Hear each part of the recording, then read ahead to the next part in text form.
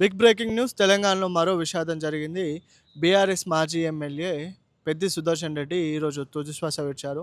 గత 4 రోజుల నుంచి గుండెపోటు సమస్యతో యశోద హాస్పిటల్‌లో అతని చికిత్స అందించారు. ఆ చికిత్స అందించిన క్రమంలో వరంగల్‌లోనే అతనికి గుండెపోటు వచ్చింది. ఆ గుండెపోటు వచ్చిన క్రమంలో డాక్టర్స్ అతనికి దాదాపు 9 సార్లు సీపీఆర్ చేయగా అతని గుండె మళ్ళీ కొట్టుకోవడం మొదలైంది. అయితే ఇదే క్రమంలో మెరుగైన చికిత్స కోసం హైదరాబాద్‌లోని యశోద హాస్పిటల్‌కి తీసుకొచ్చారు. ఈ హాస్పిటల్‌కి తీసుకొచ్చే క్రమంలో గూడా బీఆర్ఎస్ వర్కింగ్ ప్రెసిడెంట్ కేసీఆర్ మరి అలాగే హరీష్ రావు గారు కూడా వరంగల్ నుండి యశోద హాస్పిటల్ దాకా ఏదైతే అంబులెన్స్‌లో వెంబడిస్తూ వాళ్ళు హైదరాబాద్ వరకు వచ్చారో, అదే రీతిగా బీఆర్ఎస్ అధినేత కేసీఆర్ కూడా పెద్దికి చికిత్స అందిస్తున్న క్రమంలో పెద్దిని పరామర్శించడానికి వాళ్ళ కుటుంబాల వారి కుటుంబానికి నేను అండగా ఉన్నానని చెప్పడానికి కూడా బీఆర్ఎస్ అధినేత కేసీఆర్ అక్కడికి వెళ్లారు. అయితే ఇదే క్రమంలో అమెరికా నుండి కూడా డాక్టర్లను దించారు. మరి పెద్దికి మెరుగైన చికిత్స అందించడం కోసం. అయితే డాక్టర్లయితే అహర్నిశలు కష్టపడ్డారని చెప్పాలి.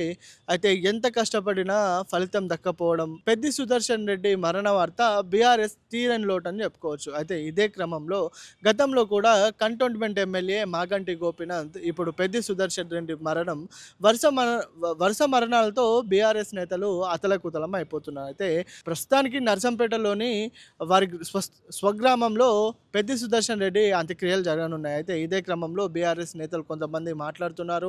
ఏ విధంగా అయితే దాసోజు శ్రావణి, ఎర్రబెల్లి దయాకర్ రావు కూడా తీవ్ర సంతాపాన్ని వ్యక్తం చేస్తున్నారు. నీలాంటి నాయకుడు, ఉద్యమకర్త తెలంగాణ పోరాటంలో నువ్వు పోరాడిన విధానం ఎప్పటికీ మర్చిపోలేదంటూ పెద్ది సుదర్శన్ రెడ్డికి అయితే తీవ్ర సంతాపాన్ని వ్యక్తం చేశారు. ఆయన మరణం తీరని లోటని పేర్కొన్నారు. అయితే ఇదే క్రమంలో మరి బీఆర్ఎస్ వర్కింగ్ ప్రెసిడెంట్ కేసీఆర్ కూడా సందర్శించినట్టుగా వార్తలు వస్తున్నాయి. అయితే మొత్తానికైతే మరి కేసీఆర్ నుండి కూడా ఒక లేఖ విడుదలైంది. పెద్ది లాంటి నాయకుడు, నిజమైన నాయకుడు, జననాయకుడిని కోల్పోవడం చాలా బాధాకరం. బీఆర్ఎస్‌కి ఇది తీరని లోటని కేసీఆర్ కూడా చెప్పినట్లుగా మనం చూస్తున్నాం. అయితే అధికారంలో ఉన్న కొంతమంది లీడర్స్ కూడా పెద్ది కుటుంబానికి సంతాపం వ్యక్తం చేస్తున్నారు. మరి ముఖ్యంగా చూడాలి, పెద్ది సుదర్శన్ రెడ్డి మరణం అయితే బీఆర్ఎస్‌కి ఒక తీరని లోటని చెప్పొచ్చు. అయితే వరుస మరణాలతో బీఆర్ఎస్ ప్రతి సంవత్సరంలో ఒక ఎమ్మెల్యేని కోల్పోతున్నట్టుగా మనం చూస్తూనే ఉన్నాం. అయితే పెద్ది సుదర్శన్ రెడ్డికి మెరుగైన చికిత్స కోసం హైదరాబాద్ తీసుకొచ్చారు.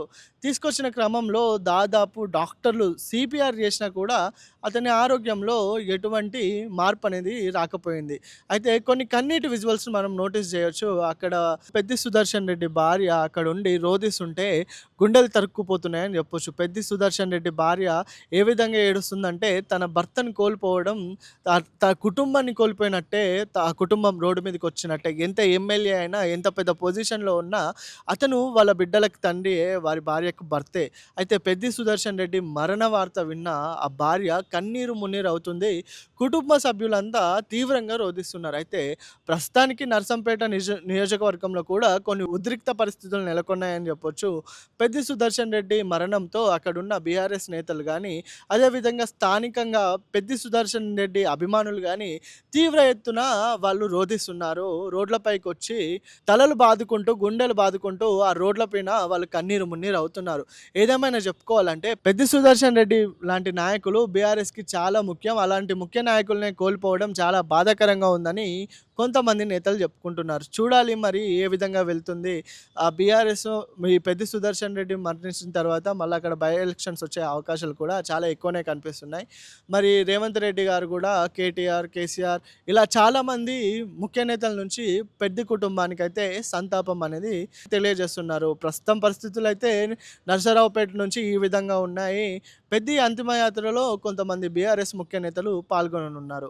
అయితే పెద్ది సుదర్శన్ రెడ్డి మరణం తెలంగాణకి ఒక తీరని లోటుగా చెప్పొచ్చు. అదేవిధంగా పెద్ది సుదర్శన్ రెడ్డి ఆత్మ ఎక్కడున్నా శాంతి చేకూరాలని ప్రార్థిద్దాం.